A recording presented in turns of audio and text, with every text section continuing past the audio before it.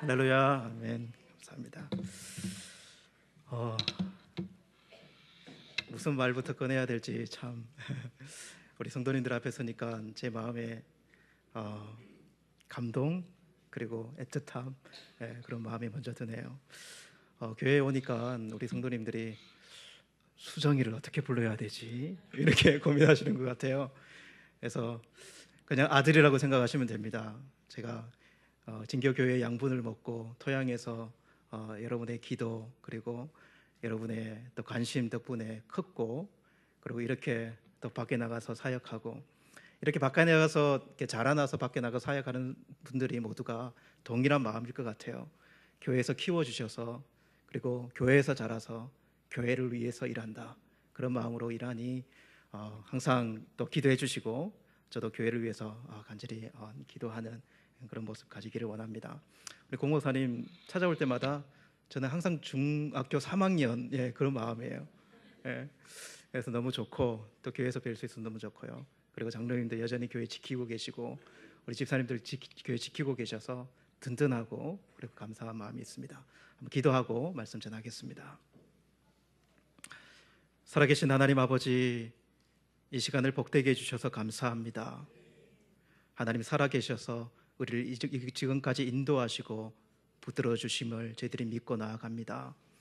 이 시간에 하나님께서 이 부족한 종을 이 자리에 세워주셨사오니 주님의 그 마음을 잘 드러나게 하시고, 그리고 우리 모두에게 주시는 그 하나님 말씀 때문에 다시 한번 소망과 힘을 얻고 일어설 수 있도록 우리 모두를 붙잡아 주시옵소서. 예수님의 이름으로 기도드리옵나이다. 아멘. 오늘은 시편 23편 말씀 가지고 여러분하고 말씀을 좀 나누려고 합니다.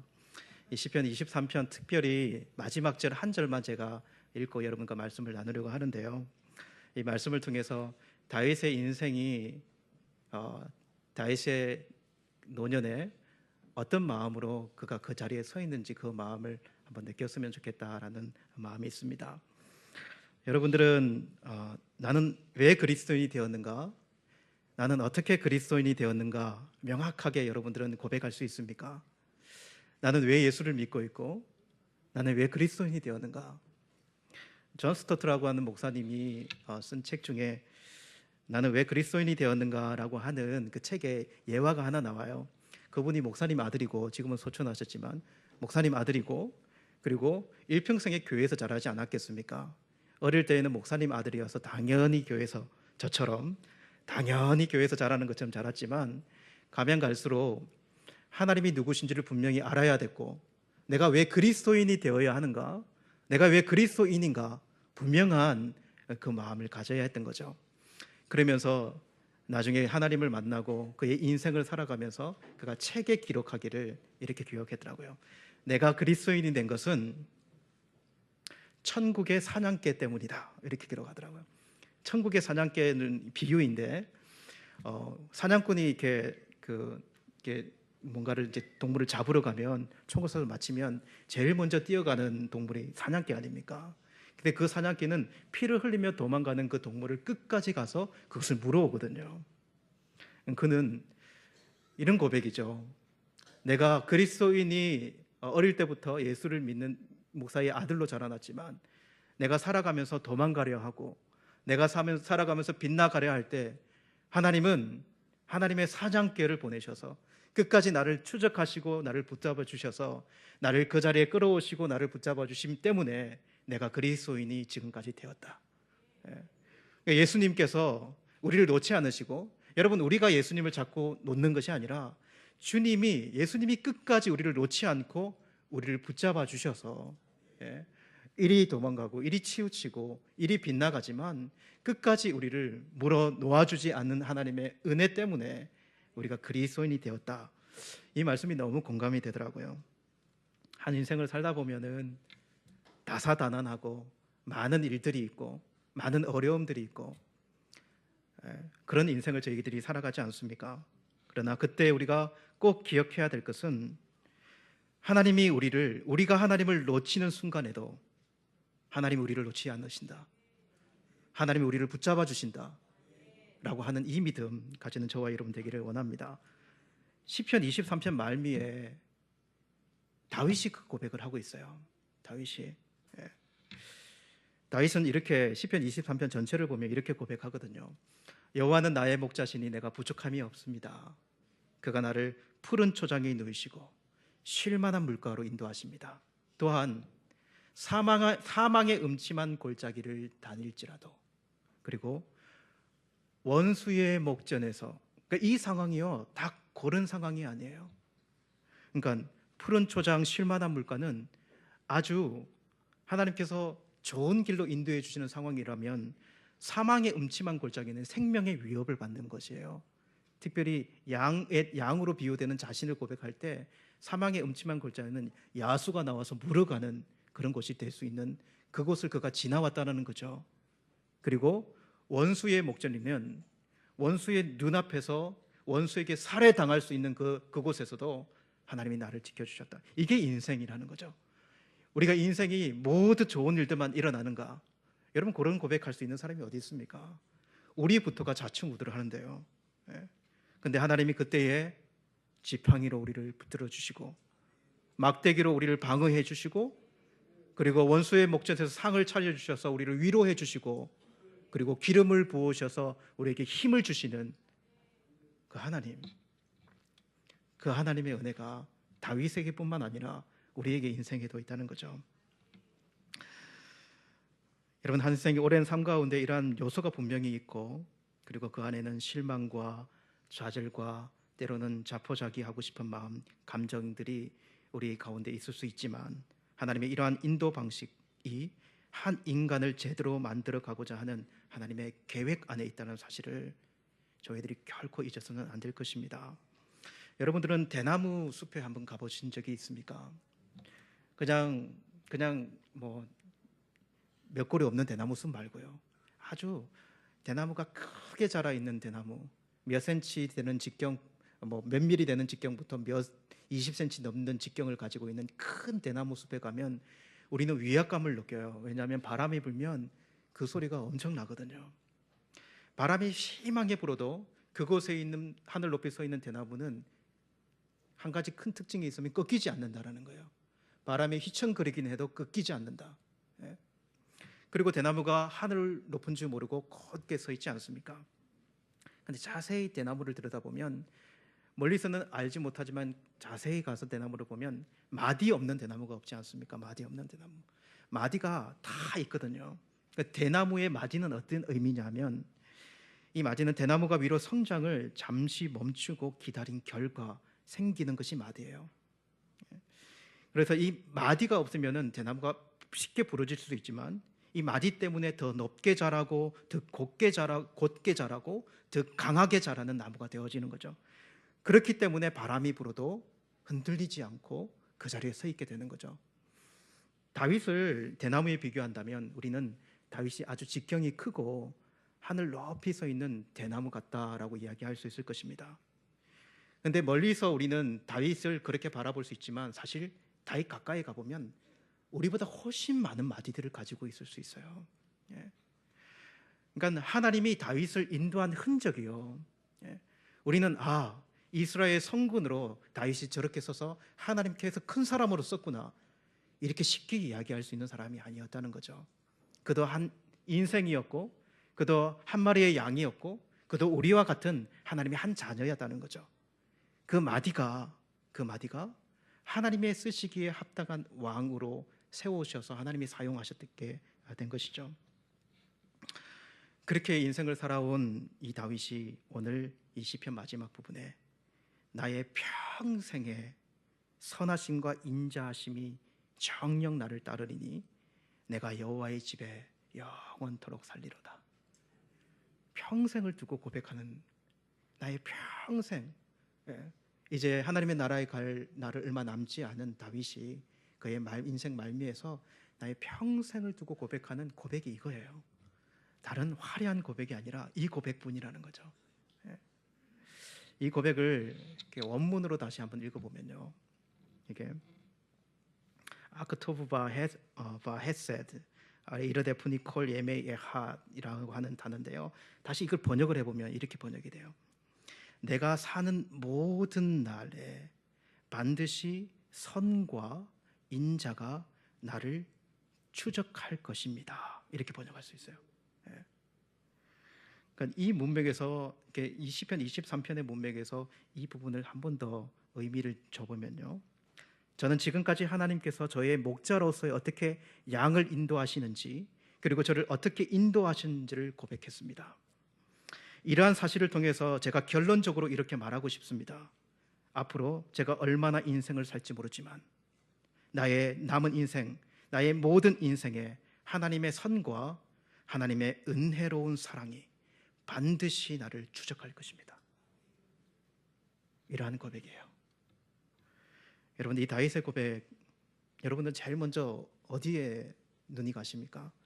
저는 이 라다프라고 하는, 이 추적하다라고 하는, 뒤따르다, 추적하다라고 하는 이 단어에 마음이 많이 가요.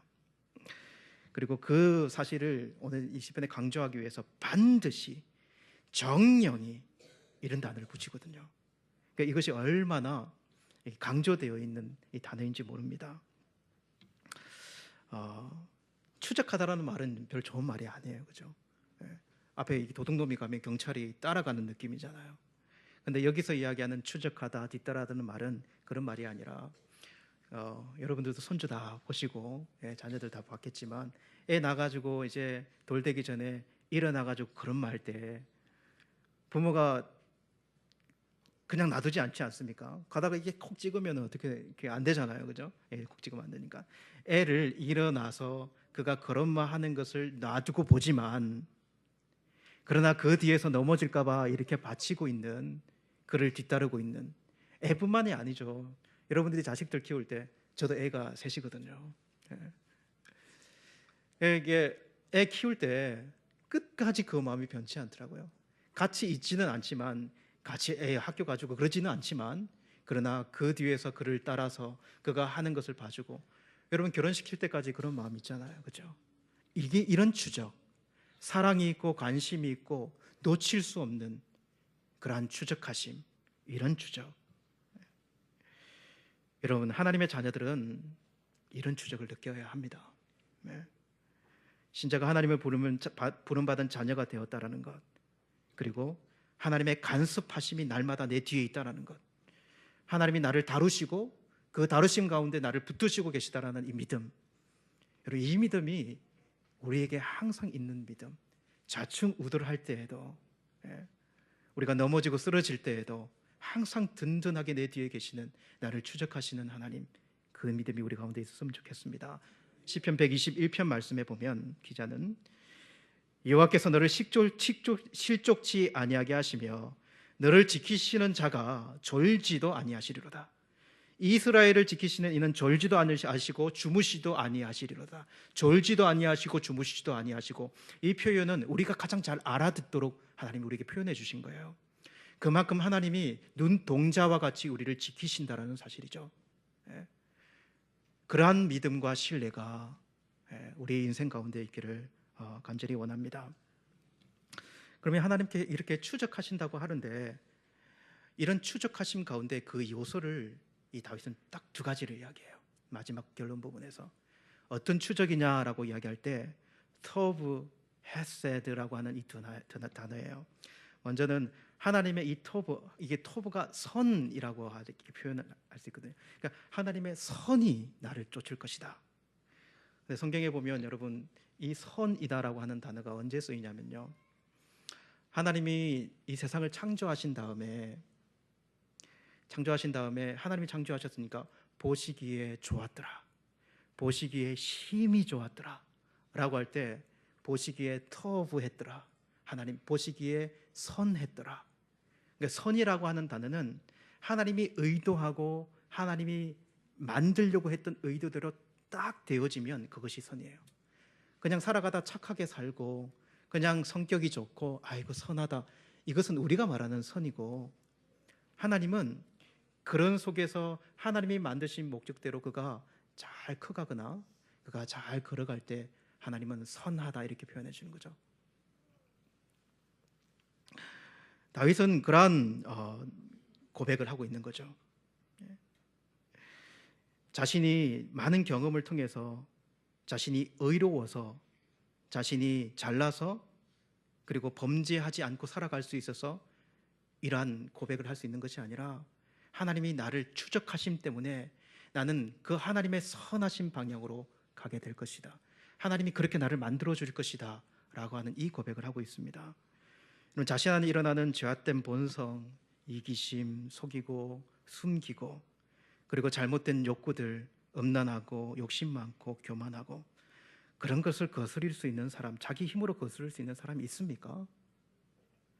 다윗이 그것을 자기 힘으로 거스리면서 살아온 인생 같습니까? 다윗도 그런 인생이 아니었어요. 다윗도 자기 스스로 자기가 가진 것으로 자기의 힘으로 그렇게 만들어진 인생이 아니었다는 거죠. 하나님이 많이 다루지 않으셨으면, 하나님이 그를 선한 길로 인도하고 다루어 가지 않았다면 그는 이런 고백을 할 수 없는 동일한 자였다는 거죠. 우리가 이 다윗에게 있는 하나님의 손길을 봐야 하고, 그리고 그리스도인이라고 말하는 우리를 다루시는 하나님의 손길을, 그 하나님의 선하신 손길을 보아야 하는 거죠. 다윗은 그것을 분명히 인식하면서 하나님의 선하심이 나를 추적해 왔고, 그리고 나를 추적하고 있으며 내가 죽는 날까지 나를 추적할 것입니다. 이렇게 고백하고 있습니다. 여러분들은 그 양궁할 때 이렇게 화살이 어떻게 날아가는지, 여러분, 우리는 표 가서 그 관역에 딱 맞춰지는 것 같지만 이 초음속 카메라로 이게 정확하게 보면요, 화살 촉은 목표를 향해 정확하게 이렇게 날아가지만 이 화살 뒷부분 꼬리 있잖아요, 그 부리가 얼마나 많이 흔들리는지 몰라요. 그 부분은 많이 흔들리면서 화살 촉 방향으로 쭉 날아가는 거죠. 그 화살, 이 양궁 선수가 싼 그 화살이 정확하게 양궁 선수의 마음에 맞도록, 그리고 그 방향으로 날아가서 그 관역에 딱 꽂히면 그것이 선이에요. 그런데 그 화살이 빗나가면 그것이 악입니다. 우리 인생이 흔들림 없이 잘 살고 그리고 편안하게 살고 아무 걱정 없이 산다 하더라도 결국 관역에 꽂히지 않으면 악이에요. 하나님이 우리를 여기 두신 이유와 목적대로 가서 관역에 꽂히지 않으면 악이고 그게 죄입니다. 그래서 이 하나님의 선하심 우리에게 너무나 분명히 고백되어야 하며, 이것이 우리를 뒤따르고 우리를 받쳐주는 인생이 되어야 한다는 사실을 저와 여러분들이 기억했으면 좋겠습니다.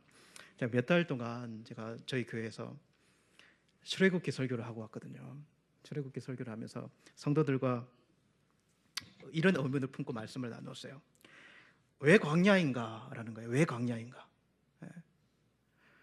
이스라엘 백성들을 왜 광야로 하나님은 홍해를 가르치고 넣으시는가? 왜냐하면 좋은 길이 없으면 몰라도 좋은 길이 있었거든요.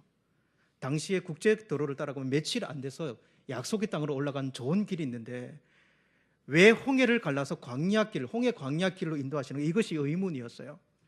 왜 이런 의문이 품으시냐면요, 하나님이 우리를 구원하시고 하나님이 그리스도 안에서 우리를 불러주시면 하나님, 저희들이 광야 같은 이 세상에 놓이지 않고 고통받지 않고 병 걸리지 않고 힘들지 않고 살아가는 하나님의 자녀 되었는데 그렇게 금방 하나님 나라로 우리를 올려주면 되지 않습니까? 왜 광야입니까? 왜 광야에서 우리는 이렇게 견디면서 힘들게 살아야 합니까? 전지전능하신 하나님이 그렇게 해주시면 안 됩니까? 라고 하는 의문을 그곳에서 풀지 않으면 풀리지 않아요.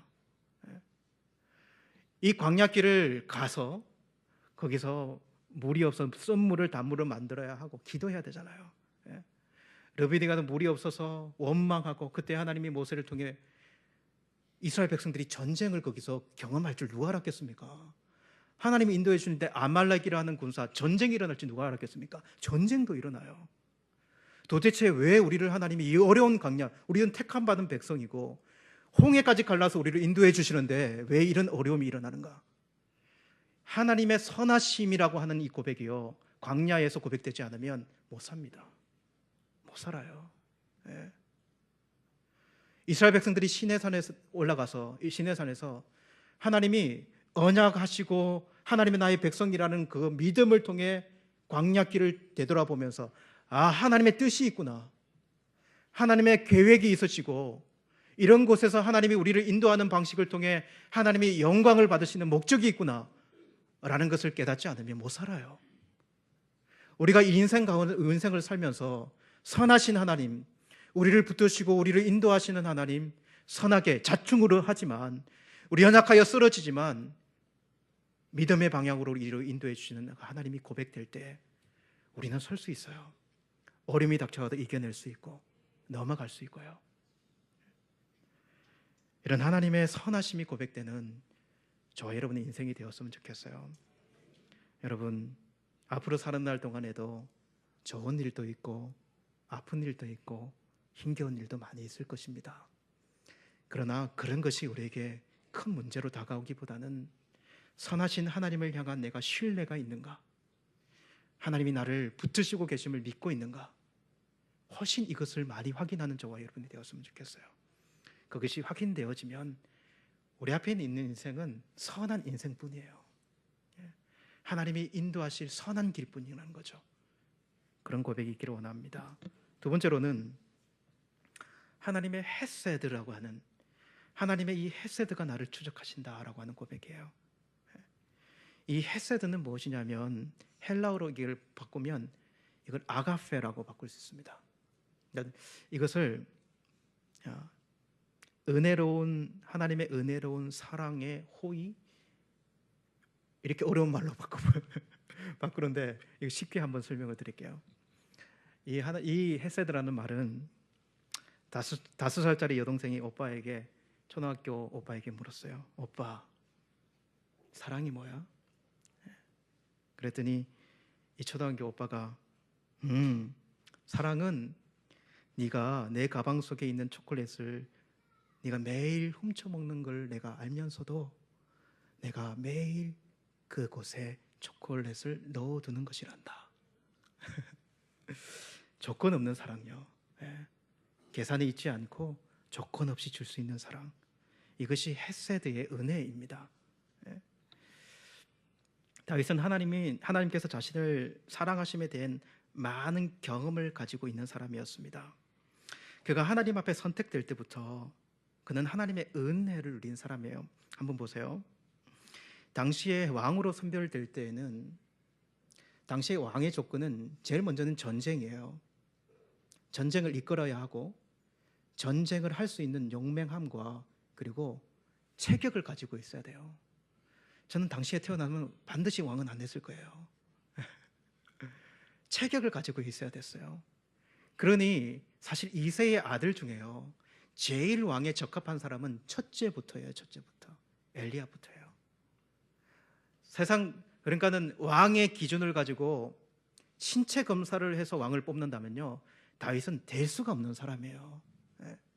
그는 일단은 어렸고 아버지의 목동이고 아버지에게도 인정을 못 받고 형들도 그를 인정해 주지 않는 그를, 하나님은 그를 선택하시는 거거든요.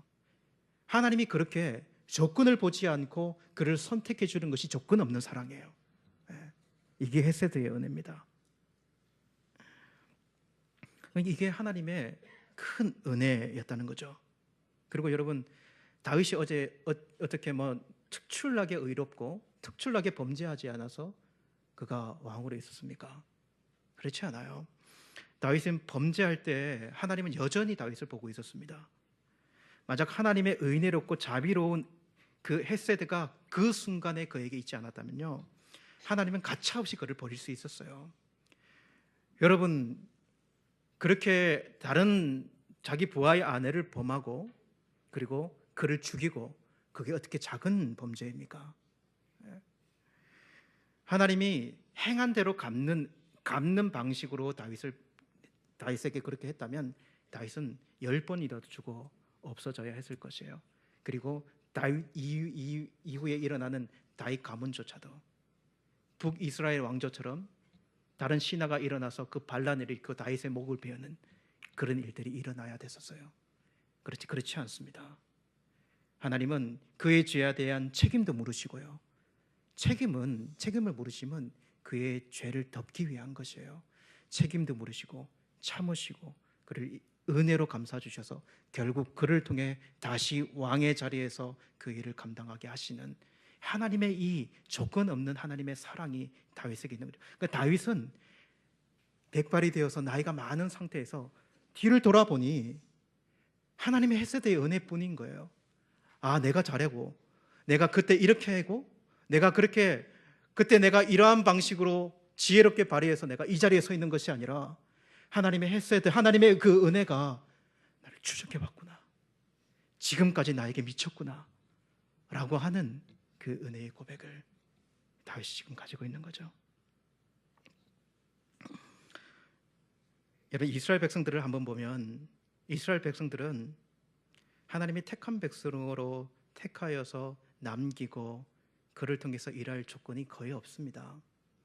그렇다면 선지자를 보내지 않았을 필요가 없었을 거예요. 그런 백성이었다면요. 얼마나 많은 선지자들이 가서 하나님의 그 말씀을 전달합니까? 호세아서에 보면 호세아가 북이스라엘 선지자로서 이 백성들에게 가서 이렇게 이야기하지 않습니까? 특별히 호세아에게는 하나님이 메시지만 주는 것이 아니라 이렇게 해라라고 행동이 있는데, 그것은 음탕한 여인 고멜, 그 고멜을 맞이해서 그것을 통해서 하나님의 마음이 어떤지를 보여주라는 거예요.